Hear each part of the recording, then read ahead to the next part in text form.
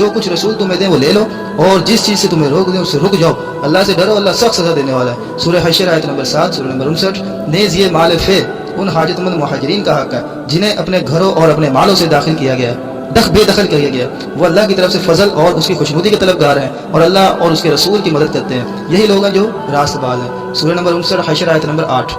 اور یہ مال فے ان لوگوں کا حق ہے